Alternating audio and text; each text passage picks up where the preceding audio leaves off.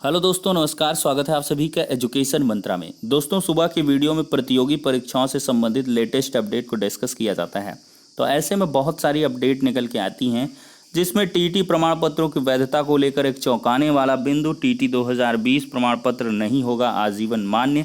क्या कुछ है ये अपडेट? इंटरमीडिएट के छात्र किस प्रकार से प्रमोट होंगे, इसका फॉर्मूला निजात मिल गई उसमें। और 69,000 तीसरी चयन सूची, काउंसलिंग इत्यादि पर क्या कुछ है लेटेस्ट अपडेट। डीएलएड 2021 बैच प्रवेश प्रक्रिया शुरू, आखिरकार क्या कुछ है मामला। तो वन बाय वन हर एक अपडेट पे डिस्कशन होगा। वीडियो को लाइक एंड शेयर करें और चैनल पर नए हैं तो सब्सक्राइब भी कर लें। तो चलिए दोस्तों, वीडियो सेशन को स्टार्ट कर लेते हैं। दोस्तों, सबसे पहले हम टीटी प्रमाण पत्र के बारे में चर्चा करने वाले हैं। दोस्तों, टीटी प्रमाण पत्र आजीवन मान्य होंगे। कल केंद्रीय मंत्रालय द्वारा यह फैसला लिया गया, केंद्रीय शिक्षा मंत्रालय द्वारा। लेकिन यहाँ पर सबसे बड़ा बिंदु टीटी 2020 को है, यूपी टीटी।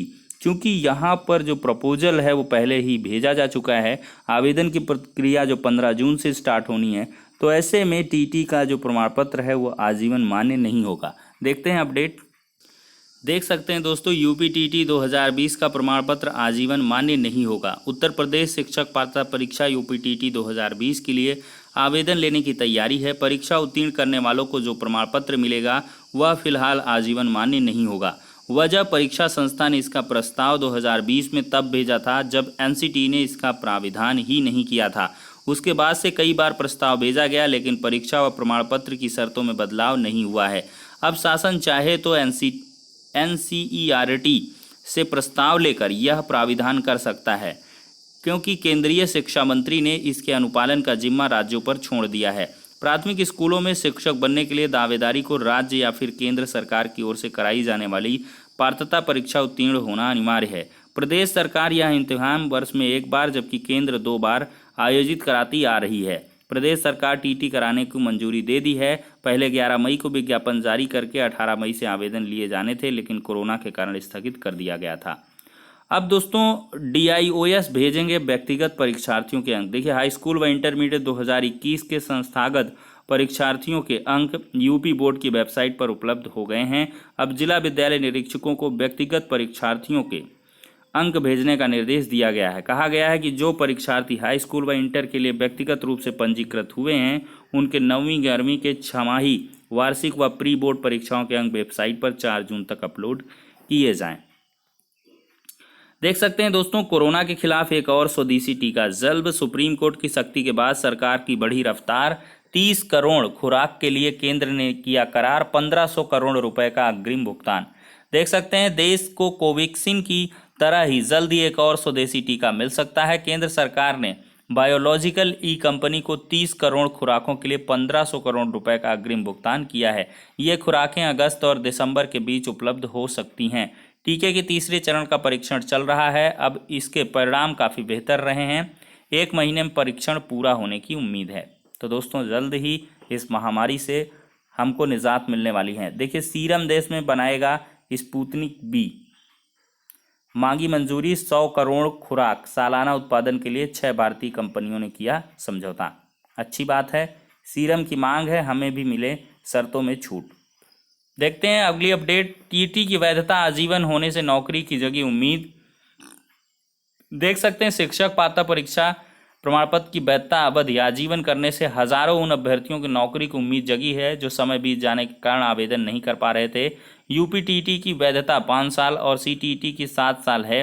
यूपी में पहली बार 13 नवंबर 2011 को यूपी बोर्ड ने टीटी कराई थी। केंद्र सरकार के निर्णय से साफ हो गया है कि 2011 से अब तक के सभी सफल अभ्यर्थियों को प्रमाण पत्र वैध हो गए हैं। इस फैसले के बाद बेरोजगार अभ्यर्थियों के अध्यापकों के हित में है।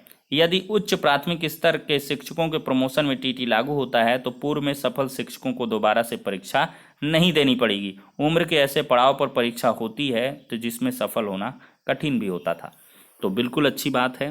वहीं पर देखा जाए तो रिजल्ट के बाद भी नाम और जन्म तिथि बदलवा सकेंगे। सुप्रीम कोर्ट का बड़ा आदेश। सुप्रीम कोर्ट ने सीबीएसई को उसके द्वारा जारी किए गए प्रमाण पत्रों में सुधार या परिवर्तन दर्ज करने के लिए दिशा निर्देश जारी किए। कोर्ट ने कहा कि सीबीएसई का यह नियम उचित नहीं है कि परीक्षा परिणाम जारी या प्रकाशित होने के बाद नाम में परिवर्तन नहीं किया जा सकता है। वहीं पर दोस्तों, डीएलएड 2019 तृतीय सेमेस्टर को प्रोन्नत करने की मांग चल रही है। डीएलएड 2019 के तृतीय सेमेस्टर को प्रमोट करने की मांग को लेकर प्रशिक्षुओं ने सचिव पीएनपी को बुधवार को ज्ञापन सौंपा। आम प्रशिक्षु संघ के गिरिराज सिंह ने बताया कि सचिव उनकी मांगे शासन स्तर पर पहुंचाने का आश्वासन दिया है। प्रदेश भर में 5000 से अधिक प्रशिक्षुओं ने एनसीईआरटी सचिव, परीक्षा प्राधिकारी व निदेशक को ईमेल भेजा है। दोस्तों बढ़ते हैं अगली अपडेट की तरफ। योगी आदित्यनाथ जी की तरफ से ऑफिशियल ट्वीट यहाँ पे किया गया है। बेसिक शिक्षा विभाग द्वारा डीएलएड प्रशिक्षण पाठ्यक्रम के नवीन सत्र की प्रवेश प्रक्रिया यथासंभव प्रारंभ कर दी जाए। प्रवेश का पैटर्न पूर्ववत रखा जाना चाहिए, मुख्यमंत्री योगी आदित्यनाथ जी महाराज। तो कुल मिलाकर दोस्तों डीएलएड 2021 बैच का जो प्रवेश है वो मेरिट आधारित होगा, यानी कि हाई स्कूल, इंटर और ग्रेजुएशन के मार्क्स के आधार पर ही यहाँ पर प्रवेश मिल पाएगा। इस बार कोई परीक्षा नहीं देखने के लिए मिलेगी। हालांकि पहले ये चीज़ें थी कि एग्ज़ाम करवाया जाएगा, लेकिन अब समय अभाव के कारण, चूँकि कोरोना ने सब कुछ बेपटरी कर दिया, तो इस वजह से बिना एग्ज़ाम ही यहाँ पर इस बार पहले के पैटर्न पर मेरिट के आधार पर प्रवेश दे दिया जाएगा। और छात्र हित में यह कम से कम यहाँ पर बैच तो लेट नहीं हो पाएगा, चूँकि 2020 बैच भी ऐसे चला गया था, 2021 भी चला जाएगा। ऐसे में तो बढ़िया पहल कही जा सकती है। दोस्तों बढ़ते हैं अगली अपडेट की तरफ। यहाँ पर देख सकते हैं 12वीं की परीक्षा भी रद्द। 10वीं 11वीं की वार्षिक परीक्षा के औसत अंक के आधार पर अंक देने का प्रस्ताव है। हाई स्कूल के परिणाम में 9वीं 10वीं प्री बोर्ड के अंकों का औसत बनेगा। देखिए, सीबीएसई की 12वीं की परीक्षा रद्द होने के बाद उत्तर प्रदेश सरकार ने यूपी बोर्ड की 12वीं की परीक्षा निरस्त की। मुख्यमंत्री योगी आदित्यनाथ की मंजूरी के बाद उप मुख्यमंत्री डॉक्टर दिनेश शर्मा ने बृहस्पतिवार को इसकी जानकारी देते हुए पंजीकृत 26,10,316 अभ्यर्थियों को प्रोन्नत करने की घोषणा की है। शर्मा ने बताया, यहाँ पर देखिए ऐसे तैयार हो सकता है रिजल्ट। 10वीं बोर्ड व 11वीं की वार्षिक परीक्षा के अंकों के आधार पर अंक देने का प्रस्ताव है। 11वीं की परीक्षा के अंक ना होने पर 12वीं की प्री बोर्ड की परीक्षा के अंक के आधार पर यहाँ पे नंबर मिलेंगे। जिसके 10वीं और 11वीं के अंक उपलब्ध नहीं होंगे वो सामान्य रूप से प्रमोट किए जाएंगे। कक्षा 9 की वार्षिक परीक्षा के अंक और 10वीं प्री बोर्ड के प्राप्तांकों के आधार पर अंक दिए जाएंगे। 9वीं और प्री बोर्ड के प्राप्तांक उपलब्ध नहीं होने पर सामान्य रूप से कक्षा 11 में प्रमोट किया जाएगा। तो दोस्तों यहाँ पर जो है बहुत सारी चीज़ें देखने के लिए मिल रही हैं। परीक्षा देने का विकल्प भी खुला है। देखिए, सभी परीक्षार्थियों को अगले वर्ष की बोर्ड परीक्षा में इच्छानुसार एक विषय में या सभी विषयों में शामिल होकर अंक सुधार का मौका दिया जाएगा। ये अंक वर्ष 2021 की परीक्षा के ही अंक माने जाएंगे। तो एक बड़ी सहूलियत भी अभ्यर्थियों के लिए है। यहाँ पर महाराष्ट्र, कर्नाटक में लॉकडाउन जारी है। बंगाल में खुलेंगे रेस्तरां। देखिए, टीटी पास होने का प्रमाण पत्र अब आजीवन मान्य रहेगा। 2011 से प्रभावी फैसला है, लेकिन दो तरफी चीज़ें देखने के लिए मिल रही हैं। हालांकि केंद्रीय स्तर से तो आजीवन मान्य कर दिया गया है, लेकिन अब राज्य स्तर पर देखते हैं कब होगा तो है ही, इसमें कोई दो राय नहीं है। वहीं पे देखा जाए दोस्तों तो तीसरी चयन सूची सहायक अध्यापक के रिक्त पदों को जल्द भरने के लिए पोस्टर अभियान। देखिए, प्रदेश में आयोजित 69,000 शिक्षक भर्ती में अब तक 2 चरणों में नियुक्ति के बाद भी लगभग 7,000 से अधिक रिक्त पद बचे हैं, जिसके लिए प्रतीक्षा सूची का इंतजार कर रहे अभ्यर्थियों ने सोशल मीडिया के माध्यम से सरकार से तीसरे चरण की सूची जारी करने के लिए शेष सफल अभ्यर्थियों से भरने की मांग की है। बेसिक शिक्षा मंत्री श्री सतीश द्विवेदी ने कुछ दिनों पहले तीसरी चयन सूची जारी करने के लिए 1 महीने में नियुक्ति पत्र देने की बात कही थी, लेकिन 2 महीने बीत जाने के बाद भी भर्ती प्रक्रिया में कोई यहाँ पे तेजी देखने के लिए नहीं मिली दोस्तों।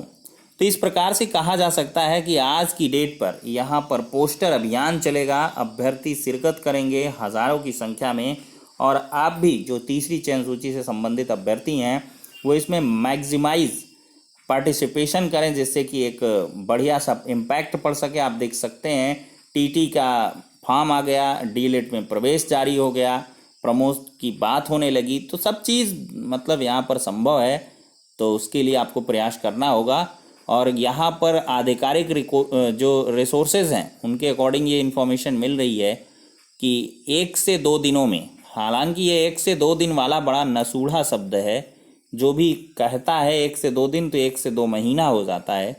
तो हम भी इस बार सोच रहे थे ये चीज़ें ना कही जाएं, आपसे शेयर ना की जाएं, लेकिन इंतज़ार आपका जल्द समाप्त होगा। इसकी पूरी सुगबुगाहट दोस्तों नज़र आ रही है, क्योंकि यहाँ पर सबसे बड़ा नसूढ़ापन तो ये समाप्त हुआ कि रिक्त पदों का डाटा नहीं मांगा गया।